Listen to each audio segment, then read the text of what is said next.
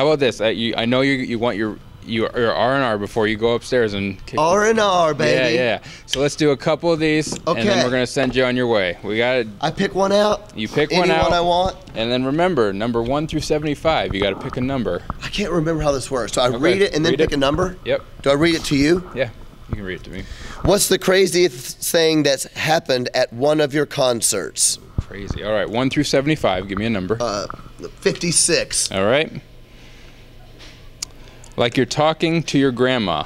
You have to act like you're talking to your grandma while answering it? Yes. And that is like the perfect question to tell your grandma. My grandma. All right. So I talked to her. Okay, I'm grandma. Okay, hey grandma. At a concert, someone came through the autograph line. The autograph line, huh? Yeah, and they asked me if I would sign their leg. Their leg? Yeah, I thought it was kind of weird too. You know what I'm saying? It is weird. So I said, sure, I'll sign your leg. And the girl reached down and she took her leg off and put it on the table. It was a prosthetic limb. Prosthetic limb. We've heard that True story. Oh, and that's probably Have the I told answer. You that story? No. We have that story from basically all bands when we have this, because somebody signed a prosthetic limb at one point. Well, let me tell you. All right, I can one up it. Okay, all right. I wasn't going to because it was going to make the answer too long. Oh, this okay. is true. Honest to God, this is true. 2 years later, at another show, in an autograph line, a guy comes through because there was like 1,000 people. So you kind of, hey, how's it going? You sign. How's it going? Sign. You move it on. Yeah. This guy goes, hey, John. He's like, dude, what's the weirdest thing you ever signed? And I was like, a prosthetic leg. And he goes, oh, well, you can't sign my arm. I looked up and he had a prosthetic arm. That's a true story. All right. Honest to God. Prosthetic limbs then, huh? Yeah, he's like, imagine that. Yeah. He's like, well, you can't sign my arm, haha. And I looked up and he had that arm going. Yeah. Talking through the autograph lines there, is it you guys are one of the bands that will sit there and sign for people, and you know, a lot of bands, when you get to that certain point, they just don't anymore. But you guys do. I'm sure you feel it's important, but when everybody's coming through, you try your best to say, hey, and you want to talk to everybody, but you got to get people through to get everybody through. Sure. So is that just a strategy? Is just to kind of try and talk to everybody as best you can? It gets harder the bigger you get because you just can't meet everybody, you know, and we do more limited now than we used to. Now we do things for radio stations and VIP events. Meeting fans is one of my favorite things about my job. I just don't get to do it as much as I used to because there's too many people. But hearing stories is unreal.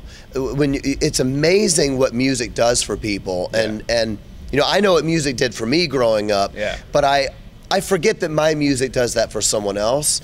And hearing their stories about drug abuse, how our songs helped them how our song helped them from drug abuse, or through a divorce, or through my parents' divorce. Last night I met somebody, this is crazy, a mom with 4 kids. Her and her son both had cancer at the same time. Wow. And our music helped get them through. And she said, I just found out I'm diagnosed for the 2nd time with cancer, she said. And your music is what's helping me get ready to get through it. So you meet these people and I'm like, this is the best part of my job.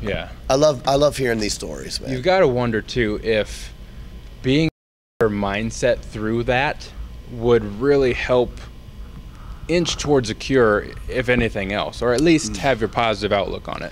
Yeah, I don't know much about that, but I know that all of the doctors, you know, when my mom was sick, and doctors always say, hey, having a positive outlook, they don't really know why. It's one of those things, we don't really know how the soul works and the spirit works and the brain. We don't understand that, but what they do know is that optimism and faith, hope, it plays a really massive role in healing not just the physical body, but the you know, emotional abuse and all that.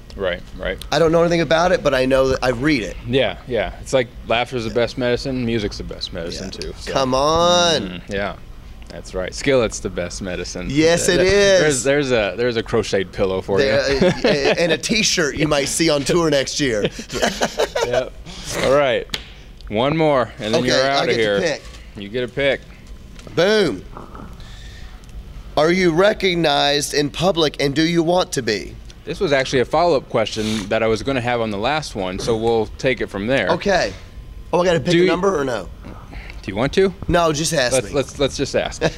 So you want to meet people, and you have downtime typically during the day. I mean, you got to do you have people that do load-in, you got to do your sound check and everything, but there are parts of the day where you get some, you get to do your own thing. Do you ever go out and about and try and do your own thing, but then you're recognized out there, of course? I mean, the beard really is probably throwing it off more for people, so. Right. Sometimes I do. Sometimes I don't. It just depends. These days, people recognize me more probably because of the beard. Yeah, right. But about 2 years ago, people always stopped me, but they always thought I was someone else. Okay. So basically, any white person with a beard, any famous white person with a beard. So for a long time, people thought I was Brian Wilson, the baseball player Brian Wilson. Okay. Yep. And they would always look at me. They'd be like, "Are you?" So a true story. We were on the road, and I had gone to some sandwich shop. It was like 11 at night, and I was like, I'm so glad this sandwich shop is open. So I went in, and I don't remember what it was, Chipotle or something. Yeah. And there was these two dudes that were staring at me, and I kind of got that feeling like those guys want to fight. They don't like the way I look, and they're ready to throw down. And it's in some city, I don't even know where. And I was starting to get a little bit nervous, what's going to happen. Yeah. They were giving me that feeling. All the guys out there have had this. If girls are watching, they're like, I don't know that feeling. Guys know the feeling. And especially because, without my beard, I'm kind of a pretty boy. And a lot of guys don't like pretty boys. So I thought, this guy looks like somebody needs to get beat up. So anyway, but I did have a beard at this point, but I'm still used to that feeling. Yeah. Man, these guys were staring me down, and finally, one of them comes up in front of me and is staring at me, and I can sense the other one right behind me, and I thought, this guy's gonna hit me. And I kind of turned around, he was sitting there staring at me, he's like, hey. And I go, yeah, and he goes, are you Brian Wilson? And I was like, no. He's like, come on, you are. You're a baseball player, right? And I was like, no, I'm not. And then I said, I play in a band. He said, who? And I said, Skillet. And he's like, I've never heard of it. What a jerk. Yeah. What's wrong with these people? Who's never heard of you Don't guys fight people in Chipotle and listen to Skillet. That's right. Anyway, that was a really funny story. So, but now people recognize me a bit. But I don't ever mind meeting people, taking photos, and telling them to go buy my new record, or else. Right. Or else. Do you ever get taken back by somebody that knows exactly who you are and they're just freaking out about it? It's funny because I usually never assume that anyone does know who I am. So sometimes I'll get like, man, this person's just looking at me weird. And then later they're like, I'm sorry, are you the guy from Skillet? And I'm like, oh, yeah, Yeah. Right. Recently, the new thing, I keep meeting people who say, are you John from Skillet? And I'll say, yeah. And they're like, dude, I didn't know you were even here. I heard you talking. They recognize my talking voice. Right. And I met somebody recently. He's like, when did you grow a beard? And I was like, 4 years ago. And he's like, oh, I just recognized you from your talking voice. Yeah. Weird, huh? Well, I can see it. You have that kind of unique voice. I don't know. I did not know that. So I learned something new. Yeah. I'd take that as a compliment too, because even when your songs are playing on the radio or something, people can tell right away it's Skillet. Yeah. I suppose that's cool. Yeah.